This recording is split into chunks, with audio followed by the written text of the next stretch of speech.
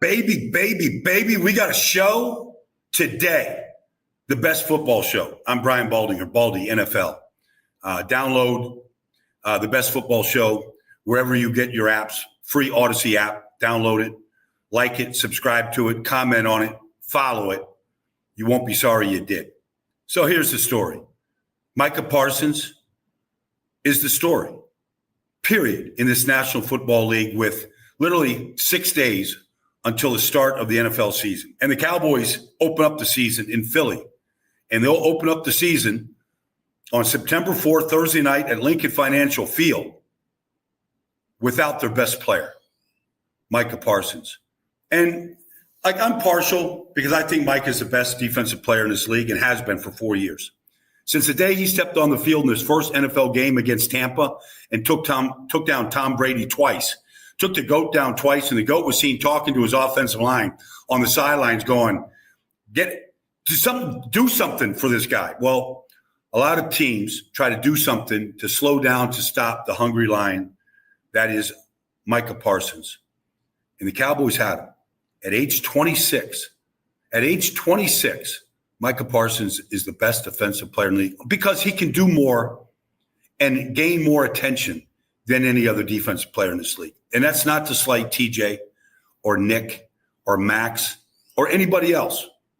He's just the single-handedly best player because of what he does. So let's get into it today. Because honestly, I don't know how Dallas did this. I don't know how they did it. How in the world do you have Micah Parsons on your team, in your locker room, knowing for the last 2 years he's probably going to end up being the highest paid defensive player in this league? You kind of knew it. He was first team All-Pro walking into the NFL. Like what he did his first 3 years, nobody's done. First 4 years, 12-plus sacks in each every year. Like all this stuff, who cares about the sacks? It's about the pressures, changing the game, how teams have to game plan for this guy. Nobody's going to compare anybody in today's game to Lawrence Taylor. But he's the closest thing to Lawrence Taylor there is because I played against Lawrence Taylor. And I remember when LT was with the Giants and I was with the Cowboys or the Colts or the Eagles. Our whole game plan was geared towards stopping LT before he stopped us and changed the game. So there I said it. I was a teammate of Reggie White's in 1992. We were the best defense in football in 1992. We went to New Orleans. Reggie took the game over in the second half. We beat the Saints. We ended up losing the Cowboys in the divisional round. Cowboys ended up winning the Super Bowl this year. No disgrace in that. But Reggie was the best player on either team in any game. And Reggie White was allowed to walk out of the Philadelphia Eagles via free agency, the first year of free agency in 1993, and went to the Green Bay Packers. And he changed the Packers forever. They won the Super Bowl 4 years later or 3 years later. Mike Holmgren, they went to New Orleans. They won the Super Bowl. Reggie made that happen. I don't know if Micah is going to help the Green Bay Packers win a Super Bowl or not. It's probably too early to tell. But here's what happens. It changes the balance of power in the whole NFC. The Cowboys, look, they had a down year last year. Micah got hurt. DeMarcus Overshown got hurt. Dak Prescott got hurt. I mean, their key players all got hurt last year. And they fell from winning 12 games a year for 3 years in a row, the only team to do that in the NFL, to winning 7 games last year. And for the first time, we weren't talking about the Cowboys in the postseason. The Dallas Cowboys have had 2 years to figure this out. In fact, Micah was public, very public, about saying to Jerry Jones, look, take care of Dak. Take care of CD Lamb. Don't worry about me. I'll get mine when the time is right. Like he took a backseat to all those guys. And you easily could have said, we got to extend Micah. After a second year, like there's no question after a second year what he was and who he was when you're the first team All-Pro outside linebacker in this business. And you're 24 years old. Like you, at that point, you extend him. You just do. That's just the right thing to do. They didn't do it last year. They didn't do it this year. And now they traded him for 2 first-round. The compensation doesn't make any sense. 2 Green Bay Packer first-round picks in 26 and 27. I mean, if the Packers are a good team like they've been a good team, they're going to get a first-round pick in the 20s, maybe the 30s, and you're going to get Kenny Clark. I'm not here to tell you Kenny Clark is anything but a good, solid football player. That's what Kenny Clark is. Last year, Kenny Clark played the fewest snaps in any game that he started every game. Played 63% of the snaps. He had a sack. He wasn't a Pro Bowl player last year. Now, maybe but he's had Pro Bowl seasons, and then, it's not every year can be a Pro Bowl season. Maybe he gets back to that right now. He's a good football player. He doesn't change the game. He's just not the way Micah Parsons changed the game. So you could throw in Kenny Clark.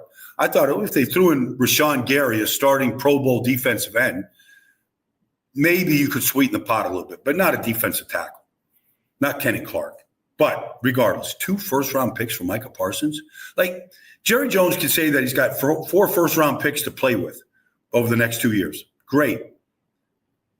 Good luck finding Micah Parsons in the draft, wherever you're drafting. Okay, maybe you want to go draft a quarterback and Dak's replacement. Okay, all right, fair enough. If you're saying like that's your story and you're going to stick to it, okay. To me, you worry about that when that time comes. Right now, you've got the best defensive player in the league. You figure out how to use him in Matt Eberflus's new defense, move him around, use him in a variety of ways because he's got a variety of skills. And you add Marshawn Nealand, you add Donovan Izaraku, you add these different pieces, Sam Williams, and then you mix and match. Odigizua, Mozzie Smith. Like, you take all these pieces, but you just move Micah around to get him the best matchups possible. All right, that's what Matt Eberflus was looking to do. And Green Bay not only makes the trade, but has the $47 million guaranteed a year to pay him, to make him the highest paid defensive player in the history of the game by a pretty good chunk. Like, Green Bay stepped right up to the plate. And you give Brian Gutekunst, and Matt LaFleur, you give that whole organization a ton of credit. Because from Green Bay's side, they were a good defense last year. Jeff Heffley is going to be a head coach in this league. He was the new defensive coordinator last year. And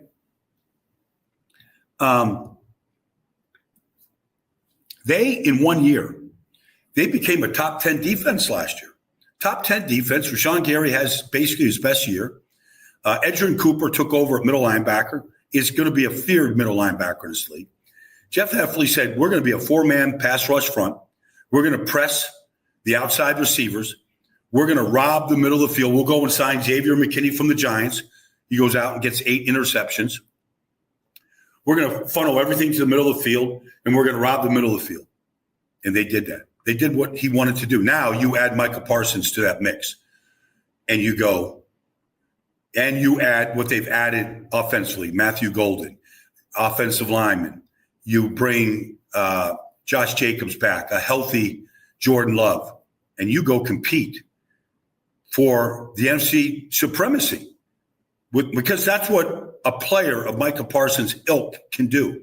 It allows you to compete for supremacy in the NFC conference, not just the NFC North, the whole conference. So it's mind-blowing that this has happened. And it reminds me of a story that Jimmy Johnson told me one time. And it was right after Chip Kelly traded away Shady McCoy and Deshaun Jackson. And I saw Jimmy at a hotel in Los Angeles early in the morning. I was coming in, or I was leaving the hotel to go do NFL Network stuff at 5 in the morning. And Jimmy and Terry Bradshaw were taking planes back on a Monday morning. And Jimmy sees me and he corners me and he says, Baldy, what is Chip Kelly doing? I don't know. Nobody in Philadelphia really knows. He goes, let me tell you something about great players. He goes, great players win you football games. Star players win you football games. Sometimes you have to treat those guys a little bit different. Now, he mentioned Troy Aikman. I'm not here to bash Troy Aikman. I love Troy. But, Troy Aikman wasn't happy after he was the first pick of the NFL draft in 1989. He wasn't happy when they went and drafted Steve Walsh. And he wasn't happy at all that they went and spent their next first-round pick on Steve Walsh. But Jimmy Johnson had a plan for Steve. He was going to trade him and get a boatload for him because he coached him at Miami. He knew what he was. And so he had a plan. But it wasn't like he didn't have to go placate Troy when he's 23 years old and he's coming off a 1-15 season, and here they go spend the first-round pick on Steve Walsh. But I'll never forget that. Jimmy Johnson says you never trade your star players. You placate them. There's a double standard. You just do what you have to do. We saw what Bill Parcells did with LT. There's no way you're going to ship LT out. No matter what off-the-field issues he had, he was their best player. I played with Reggie White in 1992. He was the best player he wasn't the best defensive player in the league. This is not hyperbole. Reggie White was the best football player in the league, period. And he could take over any game like he did wild card weekend against New Orleans Saints in 1992 when he was throwing offensive tackles of the Saints off the screen and sacking, Bobby Hebert, whoever the quarterback was. So in Philadelphia, we let him walk via free agency, and he went to Green Bay, helped turn the entire franchise around. They won a Super Bowl 3 years later. Like Micah might do that. He's 26 years old. He's happy as hell to be out of Dallas. He's going to a winning franchise, a team that knows how to win. I mean, they've got Lombardi Avenue right there. It's Titletown, USA. That's all Michael wants to do is a chance to win a title. He's got a better chance to win it in Green Bay right now than he does in Dallas. But I honestly don't know, and I respect Jerry Jones as much as you can respect an owner in this league. I've known him since he came into this business. I respect Jerry, but this is a mistake. This is wrong. What message are you sending to Brian Schottenheimer, to Matt Eberflus, into that locker room when you're saying we're going to ship out our best player? And then make it sound like, well, we got to be better against the run, and now we can build for the future. Well, Micah Parsons is the future. You hope you get enough chips in a draft and get lucky enough to draft Micah Parsons. It's like being lucky enough to draft, Patrick Mahomes when you got that chance, or to, Joe Burrow. Like every once in a while, you get a chance to draft a great, great generational player. And the Cowboys had him. And now they let him walk. And there's nobody that can fill his shoes. Nobody. There's no scheme. There's no player. They're not going to be nearly as good. You know that when Dan Quinn was the defensive coordinator in Dallas for Micah Parsons' first 3 years, you know that the Cowboys over those 3 years, the lifetime of those 3 years, they led the league in takeaways. And one of the reasons why Dak was as good as he was and the Cowboys scored as many points as they did, and the fact that they won 12 games 3 years in a row, was a direct product of taking the ball away, of leading the league in takeaways over a 3-year span. And one of the reasons why they did was because of Micah Parsons' presence on the field. The New York Giants, when Micah was in the lineup and started, never beat the Cowboys. They were 0-7. It didn't matter if Daniel Jones, who was the coach, who was the quarterback, who was the offensive line. They had no answer for Micah Parsons. 7-0 against the Giants. Well, the Giants might have a chance to beat the Cowboys now without Micah Parsons. And look, you imagine that Sunday night game at Lambeau when the Cowboys come to visit and Micah's playing on the other side. You imagine the audience for that game that night. It's going to, Sunday Night Football, Sunday Night in America, right? NBC. It's going to be as big an audience as we've ever seen. It's Green Bay and Dallas, first of all. And all of those playoff games, going back to the Ice Bowl in 1967, playoff games, championship games. And now you have the Cowboys' best player playing for Green Bay. It's mind-blowing. If you're in Green Bay right now, you're thinking, we can win this. We can win it. They won 11 games last year. They were the number eight defensive football. They improved across the board in every category. And now you add Micah Parsons. Matt LaFleur, his message to the team is, we're in it to win it. We've got Micah. Let's Micah stand up in the room. Everybody introduce yourself. Micah, introduce yourself to the team. Let's go win. This is going to be exciting. And in Dallas, I'll be announcing the game in 6 days in South Philly. Cowboys come to visit the Eagles. And the opening, like I'm doing national radio that night for Compass Media Networks. Like our opening monologue is Micah Parsons isn't here. Like there wasn't one part of me when everybody across the country all summer long, wherever I went to 15 different training camps and Hall of Fame game and preseason scrimmages and all of that. Everywhere I went, hey, you think Cowboys are going to sign Mike? I'm like, yeah, he'll be in the lineup. Like they'll get this deal done. Like they'll get it done.